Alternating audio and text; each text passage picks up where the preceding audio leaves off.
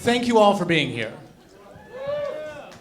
Yeah, give yourselves a round of applause, and his beard a round of applause, because that is amazing. I love that beard so much. This is me, this is 40 years worth of beard growth for me. I am jealous, I'm jealous. This is beard culture. This is a beard culture. I can't, it's like, it's baby face, no good. But I'm still in a good mood. You see me smiling? I'm smiling because I'm having a great day. It started the right way.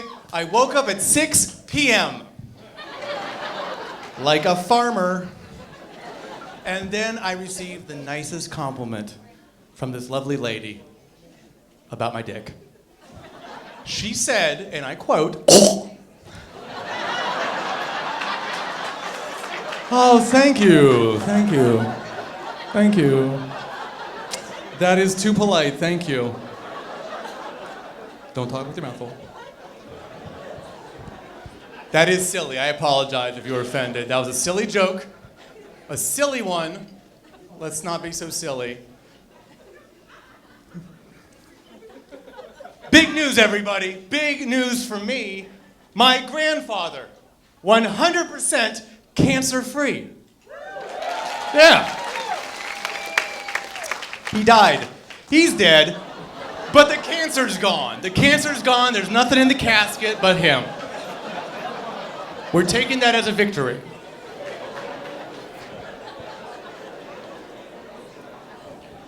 Sorry.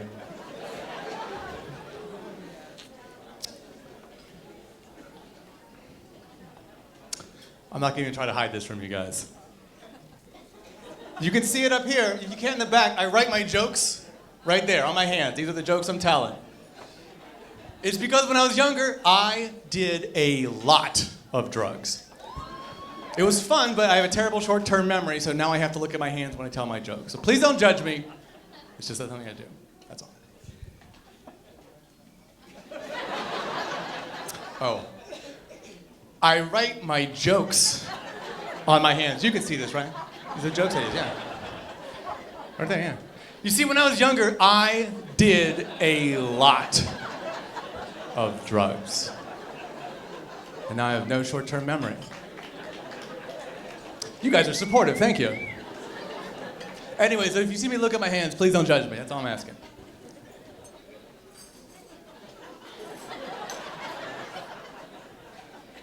Perhaps you see my hand. I am not sure how to go forward from here, right? So I could stay silly, or I could say some really deep, meaningful things, or I could be super offensive, or I could do all three at the same time. Okay, I'll do that one. So, young white men. Are there any young white men in here? If you are, shut up. Stop dropping N-bombs casually. It is the craziest thing for me to experience in the whole wide world. It's like people are trying to be way too casual with an N-bomb, and they're saying things that make no sense, like, the word doesn't apply to me. I'm taking the power out of the word. I'm not racist, I'm taking the power out of it. Like, knock it off. Even if you're not a racist, that word's got weight and context. You gotta let that one go. Stop trying to say it when no one else wants you to say it. Instead, say things that only you get to say that no one else can. Things like, hey, the cops are here. Woo, we're safe. Simple things.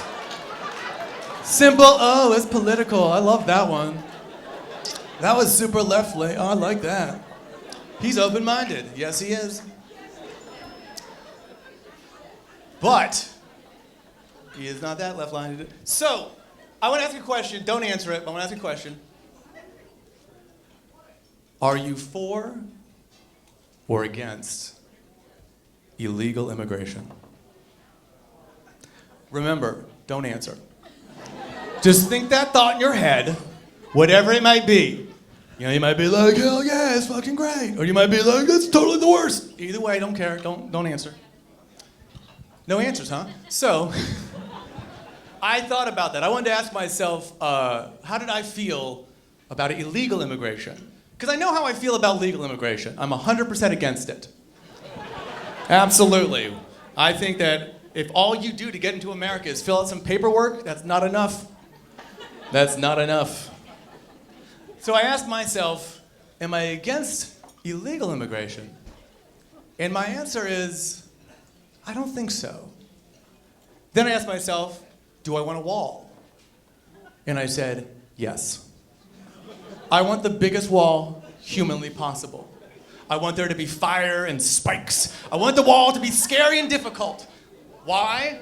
Because I think of America as a base. Remember when you were a kid and you had to play the game, but you got to the base, you were safe? That's America. If you get here, you're safe. But I think it should be challenging to get here. I think we should have a wall, and therefore, if you want to really get in here, you got to make it over the wall. It could be like a TV show, Over the Wall. It would be amazing. We could do a lot of things. And also, I think that shows you want to be here. If all you do to apply to get to a country is fill out some paperwork and wait, that's not enough. But if you're running, swimming, hiking, climbing, running, jumping, dodging, I like that person. That person's going to hustle. That's a person who wants to be here. Let him stay, that's all. Also, on a more serious note, I had a friend say something to me, and it sparked this. He said, and I quote, "An illegal immigrant snuck into America and stole my job."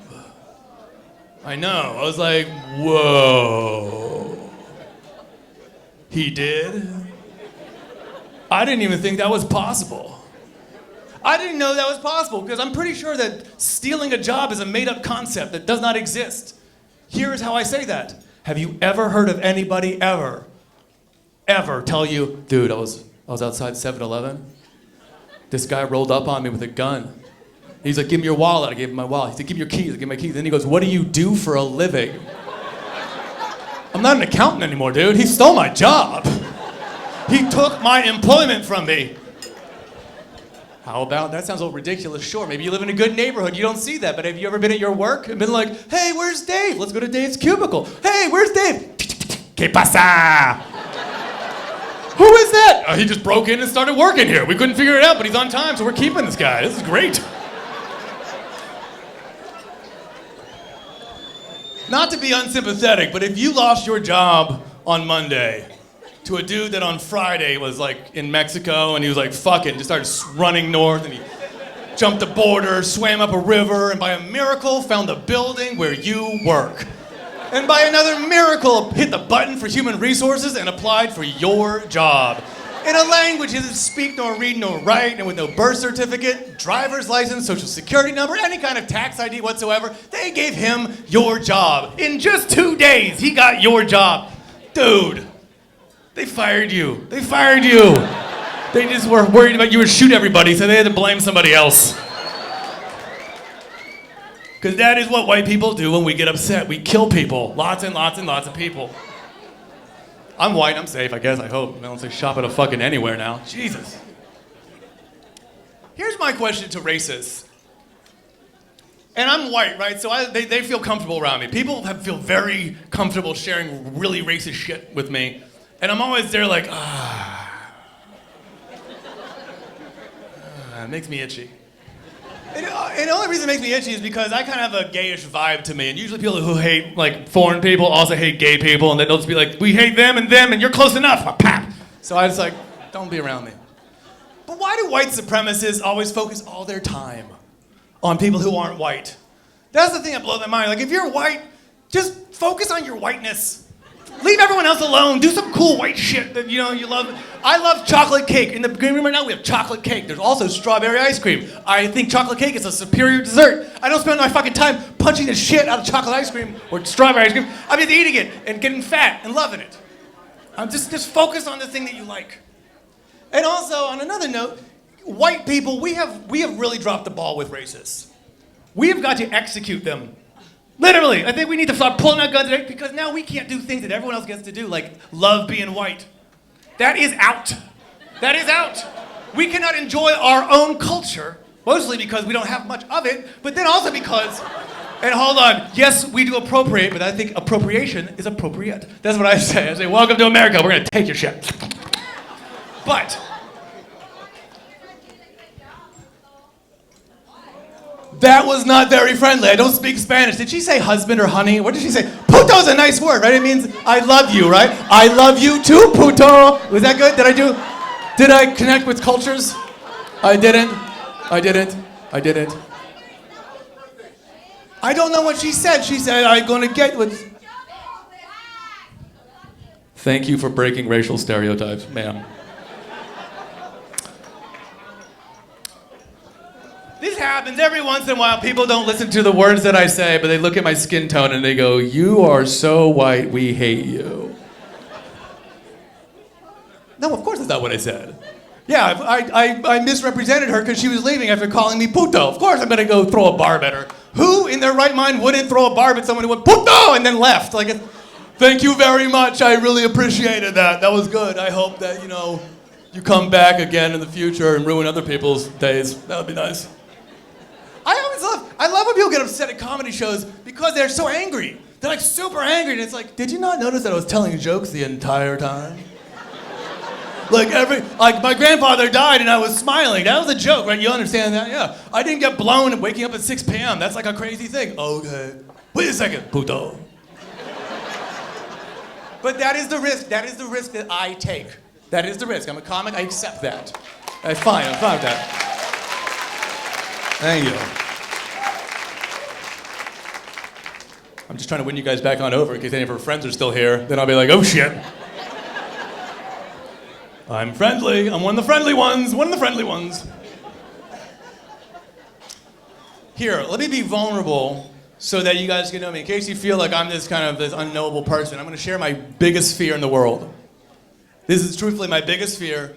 And if you don't have it, you will think I'm the biggest pussy in the world. If you do, you'll get it. My biggest fear in the world is flying. That is, to me, the scariest thing on earth. And I picked a job where I tour, which is the dumbest thing I could have ever done. Because every week, I have to deal with my biggest fear. And again, if you don't have that fear, you're probably like, who cares? It's flying. It's the safest thing that you can do.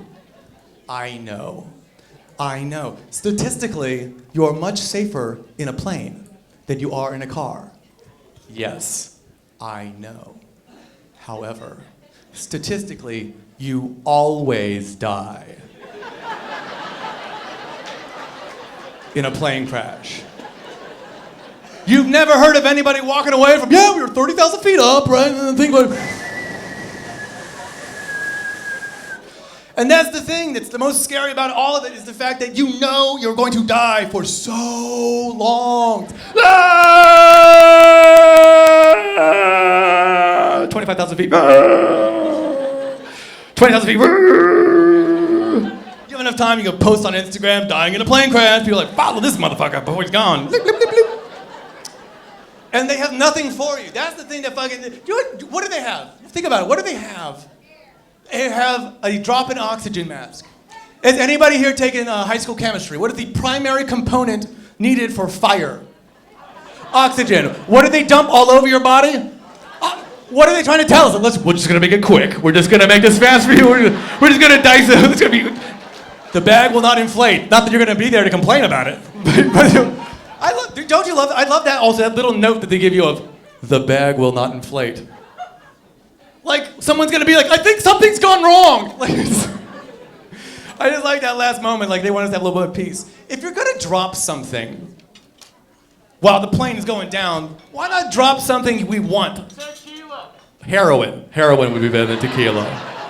Heroin would be way better at that moment than tequila. Tequila is like, I'm gonna meet some women. This is great. Wow, hey, how you doing? Remember the whole sleep with me before you die thing? Well, now's your chance.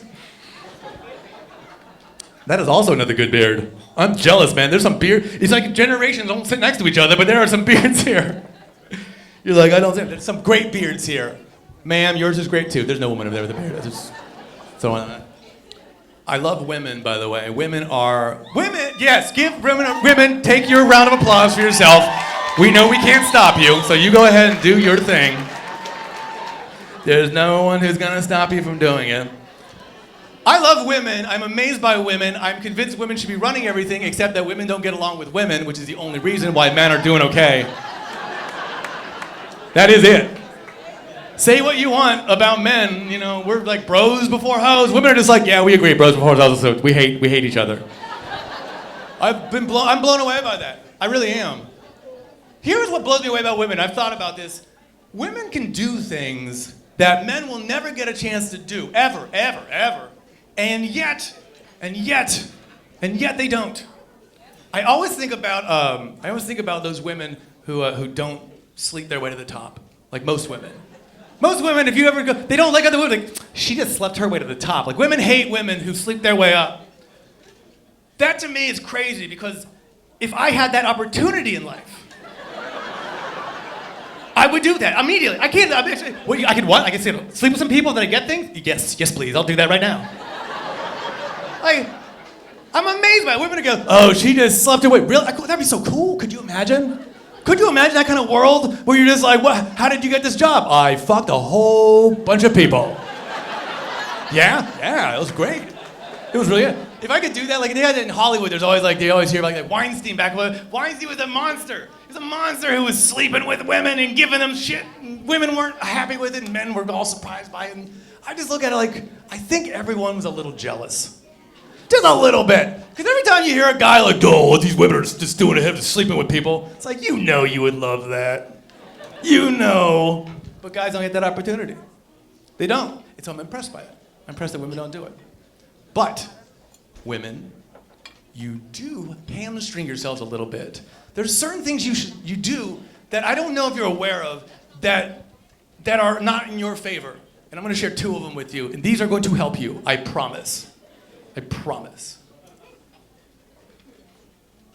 You need to sleep with him on the first date at the latest.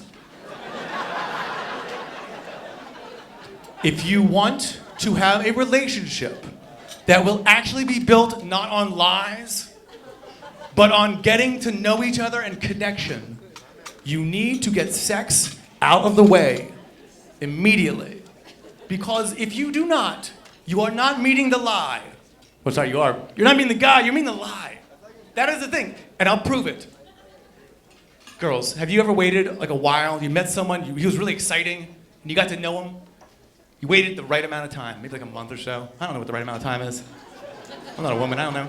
But whatever that right amount of time is for you, and then you slept with him, and then he was gone the next day. And you were like, what happened? I will tell you. He did not like you. He just didn't know until he came. That is an unfortunate truth, but men, the feeling of we love you, and the men, the feeling of we want to fuck you is the exact same feeling. It's excitement. And so until you sleep with him, you're not meeting the guy, you're meeting all the things he thinks you need to hear, which is terrible. Because there's an old statement, which is that, was it men marry women hoping they'll stay the same, and women marry men hoping they'll change? I think that's the truism I've heard a long time ago. But you gotta be aware of that also, because the other thing is you have got to be aware that however you hang out with a guy that first week, that is who he thinks you are forever. And that's crazy because women in that first week you're doing all these things. Oh, I really care about your Dungeons and Dragons. Tell me more, I love that. Oh, you wanna go with your friends? Go ahead and do that. You're like, yeah. And then he will never change. It's like a dog. You train him, and then you're like, that's it. But that week is very important for men also. This is a week, that first week of your relationship, that's what I meant to say. That first week is so crucial because men do not lie to a woman after the first week. You have that 1 week where she does not know how you lie. Until then, don't lie. So here's the thing, right?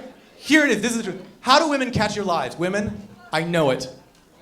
This is how. Have you ever noticed? You do a good lie, right? You lie really good to her. You get a facts right. You get some backup facts. You have a friend like verify it for you. Yeah, he was totally with me. You fucking have like things in writing. You know, you have like you did it right, and yet she still knows you're lying. It's because you didn't pay any attention to the tone of your voice. That is how women catch your lie. And that first week, all they're doing when they're lying to you about being interested in the crap that you're interested in is they're calibrating. They're just sitting there going, tick, tick, tick, tick, tick, tick, tick, tick, tick, tick, tick. Oh, that's how he sounds when he's happy. Got it. Tick, tick, tick, tick, tick, tick, tick, tick, tick, tick, tick, tick, tick, tick, tick, tick. Oh, yeah, that's him sad. Forever I'll know. That's it for me, guys. Good night.